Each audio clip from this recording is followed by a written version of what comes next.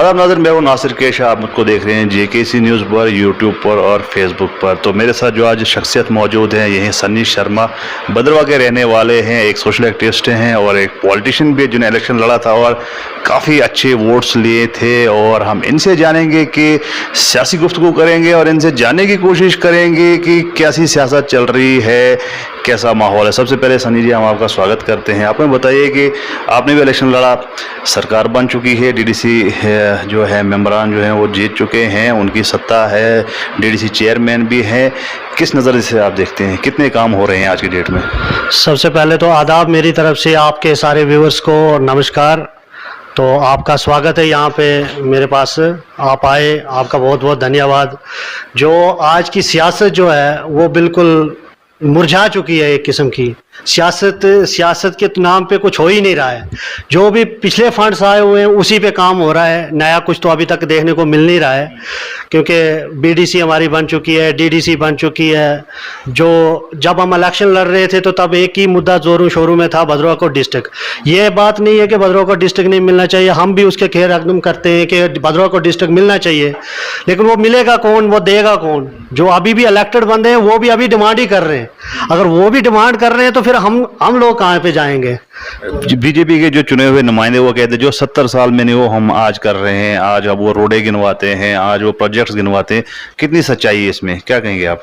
Sir, जो रोडें बन रही है वो तो सेंटर स्पॉन्सर्ड है। अभी तक तो स्पेशल फंड्स तो मुझे कोई दिख नहीं रहा ऑन ग्राउंड पे कि स्पेशल कोई फंड्स आया, स्पेशल फंड्स पे कोई रोड बनी या कहीं पे कोई स्पेशल फंड्स में किसी को बिजली मिली, किसी को पानी मिला, किसी को सड़क मिली, कोई कुछ ऐसा कुछ दिख नहीं रहा है।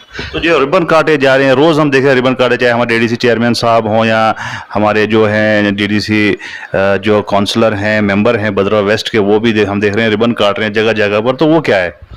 जो रिबनें काटी जा रही है वो तो रिबनों का भी मुझे अभी तक या पूरी भद्रवाह के पब्लिक को अभी तक पता नहीं चला कि रिबन कौन काट रहा है और किस लिए काट रहा है। क्योंकि एक ये वाकया हुआ था कुरशाड़ी रोड पे, शायद आपने उसको कवर किया हो तो आपकी मैंने देखा हुआ था। आगे आगे एक रिबन काटी जा रही है, सेम रोड की सेम डे सेम टाइम दूसरी रिबन काटी जा रही है। तो वो अभी तक तो हमारे किसी भी नुमाइंदे को अपने हक का पता ही नहीं है कि हमारी हद कहाँ तक है। तो जब तक इनको वो अपना हक पता नहीं होगा, अपनी हदूद पता नहीं होगी, तो वो तब तक डेवलपमेंट होगी नहीं। तो क्योंकि आप भी सियासतदान हैं, आपने तो निशाना कसना है इन पर, तो आप अपनी सियासत के बारे में बताएं, आपका क्या फ्यूचर प्लान है? क्योंकि आप हमने सुना कि असेंबली के इलेक्शन होने वाले हैं, हमने ये भी सुना है कि आप भी मैदान में उतरने वाले हैं। क्या लगता है आपको, कितना कामयाब आप हो सकते हैं? जी, कामयाबी तो जनता की है। जब जनता साथ देगी तो तभी कामयाब होंगे। लेकिन अभी जो जनता ने साथ दिया हुआ है जिन लोगों का, वो अपने वादों पे खरे नहीं उतर रहे हैं। अभी ये लास्ट टाइम 2-3 दिन पहले का वाकया है कि BDC ये अपने काउंसलर साहब जो हैं DDC काउंसलर, उन्होंने यहाँ पे लाइटें दी। तो लाइटें यहाँ पे अपने हमारे म्यूनसिपैलिटी एरिया में लगवाई जा रही हैं। मुझे यही समझ नहीं आ रही है कि वो DDC जो हैं वो म्यूनसिपैलिटी के हैं या रूरल एरिया के हैं। तो अगर म्यूनसिपैलिटी के हैं तो फिर तो ठीक है भाई, फिर तो म्यूनसिपैलिटी का ही फंड्स था, म्यूनसिपैलिटी में ही लग गया। अगर फंड्स जो है वो फंड्स रूरल एरिया का है तो रूरल एरिया में इतने गांव पड़े हुए हैं कि जहां पे लाइटों की ज़रूरत है, अगर आई हुई है कहीं से तो वो रूरल एरिया में लगनी चाहिए। तो ये सिटी में लगाने का तो म्यूनसिपैलिटी चेयरमैन जो हैं अपने शाहिद साहब वो लगवा लें, वो रिबन काटें, वो लाइटें लगवाएं, क्योंकि वो तो उनकी हद में है। तो मुझे यही समझ नहीं आ रही है कि ये चल क्या रहा है, पॉलिटिक्स का क्या हो रहा है क्या नहीं है। सर, सियासत में माना जाता है कि हवा जो है वो शहर से बनती है। क्या लगता है आपको कि ये चुनावी जो सरगर्मियां आगे आने वाली हैं उसके लिए हवा बनाने की कोशिश की जा रही है भारतीय जनता पार्टी की तरफ से?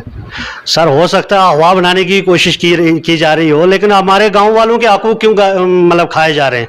ये जो लाइटें थी, अगर अभी 10 लाइटें, 4 लाइटें, 7 लाइटें, जितनी भी लाइटें लगी, अगर 4 गाँवों में लगती तो 4 गाँव हमारे कवर हो जाते। तो क्या वोट तो गांव का भी है और सिटी का भी है। ये तो नहीं है कि जैसे पीछे से सियासत चली आ रही है कि सिटी से ही सारी सियासत चलेगी। वो तो अब मुझे नहीं लगता कि आने वाले टाइम में वो होगा, क्योंकि गांव वालों को भी अब अपने हक पता है। वोट तो हर किसी का है, हक तो हर किसी का है। तो ये जो है, ये लाइटों का इशू जो है, ये एक बहुत ही बड़ा इशू है। अगर ये माना जाए, देखा जाए तो ये बहुत बड़ा इशू है। ये हमारे रूरल एरिया की लाइटें खाई जा रही हैं। तो क्या सिटी में, म्यूनसिपैलिटी एरिया में कि फंड्स नहीं है क्या? अगर फंड्स नहीं है तो चेयरमैन साहब को वो लाना चाहिए।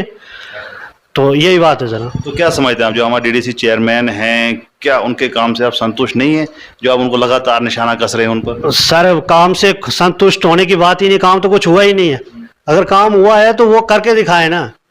अभी तक तो काम हुआ ही नहीं। जो पिछले फंड से उन्हीं की रिबनें काटी जा रही हैं, एक दिन फलानी जगह पे रिबन, दूसरी दिन दूसरी जगह पे।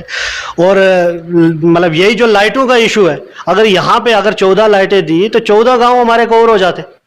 तो आने वाले टाइम में हम खुल के वो भी बोल सकते थे कि भाई हमने आपको लाइटें दी हैं।